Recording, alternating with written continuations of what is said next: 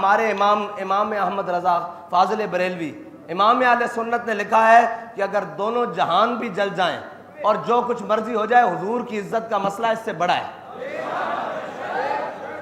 اور رہی بات کہ حضور کی عزت کے مسئلے میں یا قرآن کے تحفظ کے مقابلے میں تم کسی بھی چیز کو لا کر کھڑے ہو، سب سے پہلے تحفظ قرآن ہے، تحفظ ناموس رسالت ہے، اس کے بعد جو چیز آئے گی اس کا تحفظ ہے۔ من قتل معاہدا من غیر کنات ہے، من غیر کنات، جو بلا وجہ کوئی بات کرے، اور بلا وجہ تو نہیں ہوئی نا بھائی، ہم تو یہی بتاتے ہیں بھی بلا وجہ نہیں ہوئی، بلا وجہ اگر ہوئی ہوتی اور الزام دھرتے ہیں ہم پر۔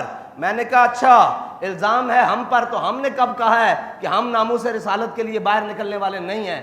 ہم نے کب کہا ہے کہ ہم تحفظ قرآن کے لیے باہر روڈوں پر آنے والے نہیں ہیں؟ اگر رہی بات تم کہتے ہو کہ ان کے چرچوں کی چند دیواروں کو آگ لگی ہے اور تحریک لبیک والوں نے لگائی ہے، تو تحریک لبیک کراچی سے لے کر پشاور تک، خیبر تک اور گوادر سے لے کر ہر جگہ موجود ہے، پھر یہاں کے باقی چرچ کیوں سلامت ہیں اگر تحریک لبیک والوں نے لگائی ہے؟ اور رہی بات یہ ہمارا، وہ اس وقت بھی جب آخری دھرنے میں بابا جی کے ساتھ ہم گئے تھے، تو اس وقت بھی انہوں نے الزام لگایا کہ یہ امبیسی کو جلانا چاہتے ہیں، یہ جناب اس کو فرانس کی امبیسی کو آگ لگانا چاہتے ہیں۔ بابا جی نے اس میں بھی بربلا کہا تھا کہ ہمارا یہ مقصد نہیں ہے کہ ہم ان کی امبیسیوں کو جلانا چاہیں، ہمارا یہ مقصد ہے کہ جو اس پاکستان کے تخت پہ اوپر بیٹھا ہوا ہے وہ کھڑا ہو کر کہے کہ من سب نبی جن۔ ہماری تو لڑائی اس شخص کے ساتھ ہے، ہماری لڑائی ان اقلیتوں کے ساتھ نہیں ہے کہ جو بغیر کسی وجہ کے اور جناب اپنے حدود میں رہتے ہوئے پاکستان کے اندر رہ رہی ہیں۔ وہ تو صبح شام ہمارے آگے پیچھے، یہ جناب اقبال ٹاؤن جاؤ، یہ ہماری گلیوں میں صبح شام پھر رہے ہیں، انہیں ہم سے کوئی مسئلہ نہیں اور ہمیں ان سے کوئی مسئلہ نہیں۔ لیکن جب بات ناموس رسالت کی آ جائے اور بات قرآن کی آ جائے تو پھر ہمیں ہر اس سے مسئلہ ہے۔ تم تو اقلیت کو روتے ہو نا، اگر وہ کلمہ گو بھی ہو تو اس کا انجام وہی ہے۔ ہم نے کوئی اپنے ہاں معیار وہ نہیں رکھا ہوا کہ جناب یہ بڑا کلمہ گو ہے، یہ بڑی نمازیں پڑھتا ہے اور اس نے بڑے حج کیے ہیں۔ بھائی اس کا سارے حق سلب ہو جاتے ہیں جب وہ کسی مقدسات اسلام کے بارے میں اپنی زبان کھولتا ہے یا اپنے کسی عمل سے اسلام کی توہین کرتا ہے۔ ہمارا موقف آج بھی وہی ہے، من قتل معاہدا من غیر کنات، ہاں جی، جس نے بغیر وجہ کے کچھ کیا اللہ تعالیٰ اس پر جنت، حرم اللہ علیہ الجنہ، ہاں جی، اللہ تعالیٰ اس پر جنت حرام کر دے گا۔ ہمارا موقف آج بھی یہی ہے کہ تحفظ قرآن پہلے ہے، تحفظ ناموس رسالت پہلے ہے، تحفظ ختم نبوت پہلے ہے، پھر تحفظ پاکستان ہے، پھر تحفظ اقلیت ہے۔ یہ ہمارا بنیادی اصولی موقف ہے۔ اگر کوئی نہیں سمجھتا تو آج کان کھول کے سن لے کہ سب سے پہلے تحفظ ناموس رسالت ہے۔ ہمارا امام تو کہتا ہے کروں تیرے نام پہ جاں فدا، نہ بس ایک جاں دو جہاں فدا۔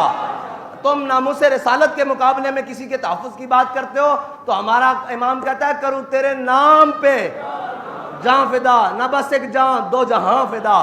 کہا ایک طرف دونوں جہان کھڑے ہوں، یا رسول اللہ ایک طرف آپ کا نام نامی ہو، ہم دونوں جہان آپ کے نام پر وارنے کے لیے تیار ہیں۔ یہ صرف یہ بات نہیں ہے، صرف پاکستان کا نہیں، پورے عالم کا اگر امن قائم ہو سکتا ہے تو وہ ایک ہی بات سے قائم ہو سکتا ہے کہ ساری دنیا ہمارے آقا و مولا صلی اللہ تعالیٰ علیہ وسلم کی عزت کرنا سیکھے۔ بس اگر کوئی چاہتا ہے امن قائم ہو، میں نے کہا امن ایک ہی صورت میں قائم ہو سکتا ہے کہ کیوں بھونکتے ہیں وہ، ان کی جرت کیسے ہے کہ وہ ہمارے قرآن کے بارے میں بات کریں، وہ ہمارے اسلام کے بارے میں بات کریں۔ آج تک تم نے کسی ایک گستاخ کو قرار واقعی سزا دی ہوتی تو کسی کی جرت نہ ہوتی کہ یہ گستاخی کرتا، لیکن مسئلہ یہ ہے کہ تم خود بھی ان کے ساتھ کھڑے ہو جاتے ہو ناموس رسالت کے مقابلے میں، کیونکہ مسلمان کی ایک ہی ریڈ لائن ہے، وہ ہے 295 سی۔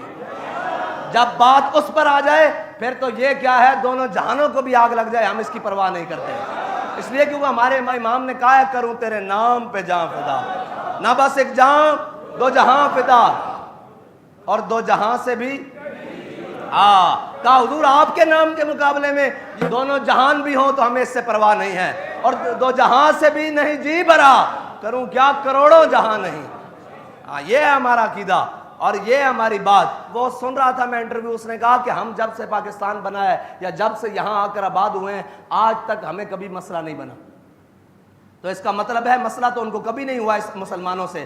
اگر مسئلہ ہوتا تو وہ یہ شکایت کرتے کہ جی یہ ہمیں تو آئے روز تنگ کرتے ہیں, آج ان کو بہانہ مل گیا. اس نے کہا نہیں, جب سے ہم بس رہے ہیں ہمارے ہاں کوئی مسائل نہیں ہیں, ان کی خوشیوں میں ہم جاتے ہیں اور وہ ہماری خوشیوں میں شریک ہوتے ہیں, اٹھتے ہیں بیٹھتے ہیں, ہمارے ہاں کبھی مسئلہ نہیں ہوا.